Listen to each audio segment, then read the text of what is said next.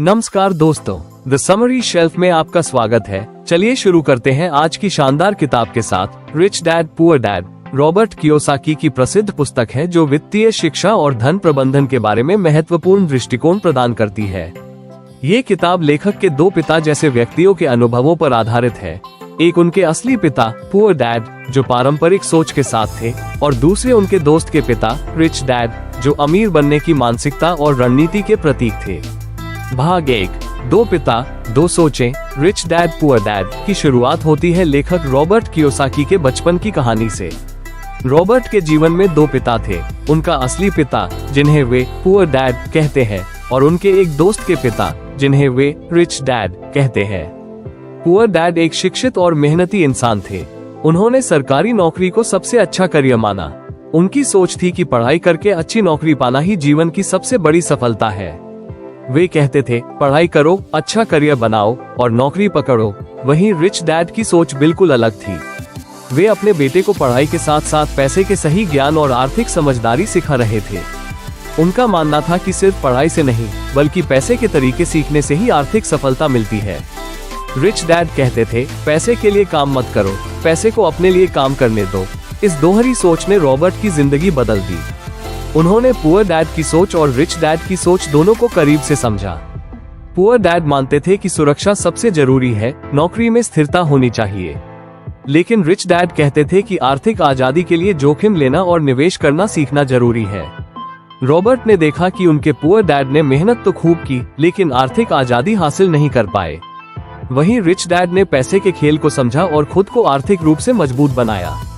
ये हिस्सा हमें ये समझाता है कि हमारे विचार और सोच कितनी अहम होती है। अगर सोच सीमित है तो सफलता भी सीमित होती है, पर अगर सोच बड़ी हो तो जीवन के रास्ते भी खुलते हैं। भाग 2, वित्तीय शिक्षा क्यों जरूरी है। अक्सर स्कूलों में हमें पढ़ाई के कई विषय पढ़ाए जाते हैं लेकिन पैसे का सही ज्ञान हमें नहीं मिलता। रॉबर्ट बताते हैं कि यही सबसे बड़ी कमी है। वित्तीय शिक्षा न होने के कारण बहुत से लोग नौकरी करते हुए भी आर्थिक रूप से कमजोर रहते हैं।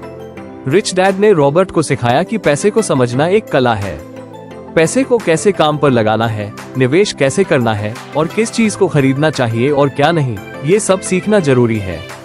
फाइनेंस की सही समझ के बिना हम अपना पैसा गंवा सकते हैं या खराब फैसले कर सकते हैं।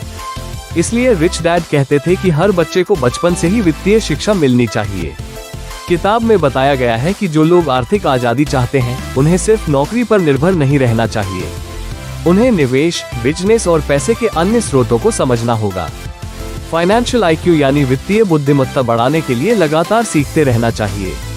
नए तरीके अपनाने चाहिए और जोखिम समझकर फैसले लेने चाहिए। भाग 3, एसेट और लायबिलिटी का फर्क ये किताब का एक सबसे महत्वपूर्ण हिस्सा है। रिच डैड ने बताया कि अमीर और गरीब में फर्क समझने के लिए एसेट और लायबिलिटी का ज्ञान बहुत जरूरी है। एसेट वो चीजें हैं जो आपकी जेब में पैसा डालती हैं, जैसे कि प्रॉपर्टी, स्टॉक्स, बॉन्ड्स, बिजनेस जो लगातार आपको आय देते हैं। दूसरी तरफ लायबिलिटी वो चीजें हैं जो आपकी जेब से पैसा निकालती हैं, जैसे महंगी गाड़ियां, बड़े लोन, क्रेडिट कार्ड के खर्चे।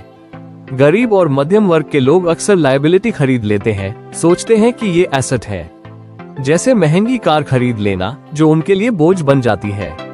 पर असली अमीर लोग एसेट खरीदते हैं जिससे उनकी आय बढ़ती है। रिच डैड का मानना है कि आपको अपने पैसे को एसेट में लगाना चाहिए, तभी आपकी आर्थिक स्थिति मजबूत होगी। इस सिद्धांत को समझकर लोग अपने खर्च और निवेश की आदतें सुधार सकते हैं।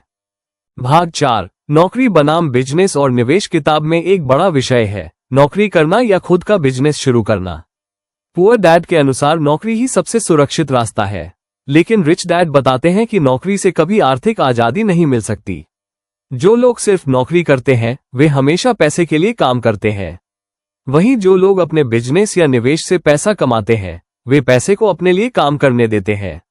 रिच डैड सिखाते हैं कि हर इंसान को खुद की कंपनी शुरू करनी चाहिए, चाहे वो छोटा व्यवसाय ही क्यों ना हो। साथ ही निवेश करना सीखना चाहिए, चाहे वो रियल एस्टेट हो, स्टॉक्स हो या कोई और माध्यम। जो लोग जोखिम से डरते हैं वे कभी बड़े सफल नहीं हो पाते।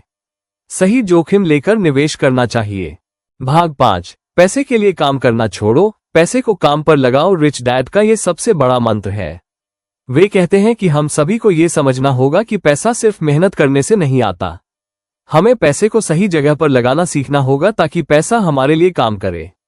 पैसे को अपने लिए काम करने देने का मतलब है हम निवेश करें, बिजनेस करें और ऐसे फैसले लें जिससे पैसों की संख्या बढ़े। अगर हम हर महीने अपनी कमाई का एक हिस्सा बचाकर सही जगह निवेश करें तो हमारा पैसा समय के साथ बढ़ेगा। ये समझ हर व्यक्ति के लिए बहुत जरूरी है। भाग 6, सोच और नजरिया बदलो। पैसा कमाने के लिए सोच और नजरिया बदलना होगा। पुअर डैड की सोच थी कि नौकरी करो, पैसा बचाओ और खर्च कम करो।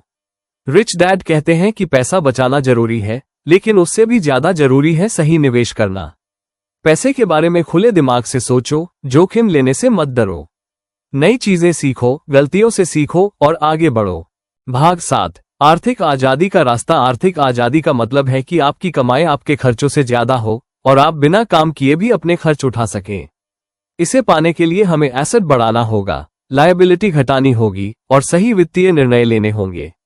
रिच डैड कहते हैं कि जीवन में हमें वित्तीय शिक्षा को प्राथमिकता देनी चाहिए।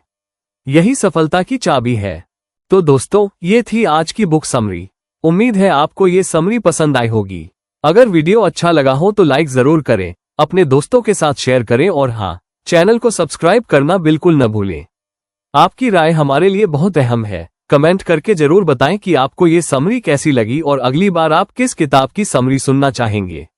धन्यवाद इस वीडियो को अंत तक देखने के लिए। मिलते हैं अगली